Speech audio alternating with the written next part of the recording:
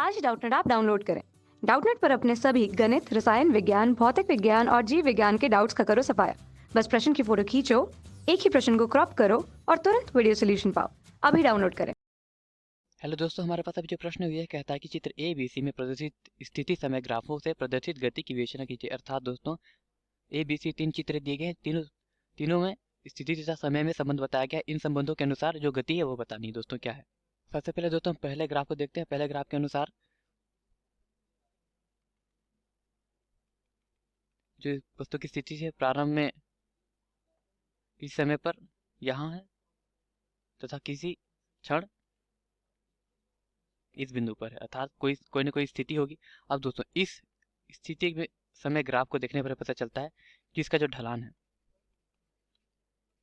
वो नियत है, अर्थात और स्थिति समय का ग्राफ का जो ढलान होता है वो होता है वेग के बराबर। अब दोस्तों जिस गति का वेग नियत होता है उसे एक समान गति कहते हैं। अर्थात ये जो हमें पहले ग्राफ के अनुसार जो हमें गति प्राप्त हुई वो एक समान गति है, एक समान गति जिसमें त्वरण का मान 0 है। तो दोस्तों पहला ग्राफ हमें बताता है कि ये जो गति है स्थिति वस्तु की वो एक समान गति है तथा गति जो है वो नियत है।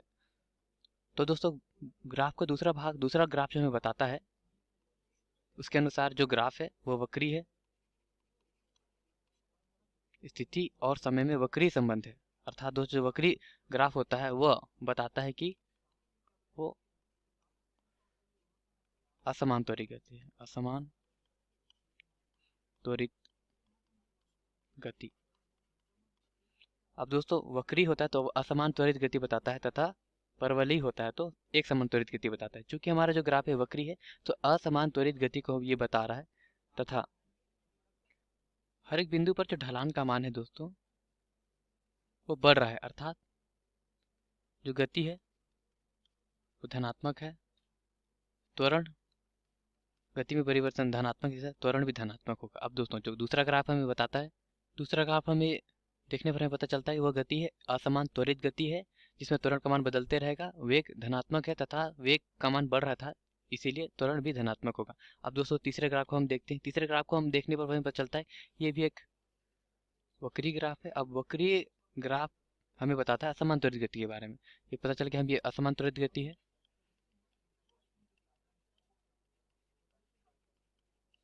तथा हर बिंदु पर जो स्लोप का मान है वो कम हो रहा है, अर्थात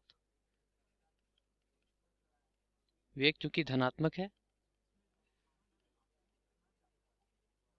वेग का मान स्लोप का मान धनात्मक है तथा जो वेग का मान है वो कम हो रहा है, अर्थात जो त्वरण होगा ऋणात्मक होगा। अर्थात दोस्तों तीसरा ग्राफ हमें बताता है वस्तु की गति असमान त्वरित गति है, वेग धनात्मक है तथा त्वरण ऋणात्मक है जो कि वेग का मान कम हो रहा है। अब दोस्तों इस प्रश्न का उत्तर फिर से देख लेते हैं।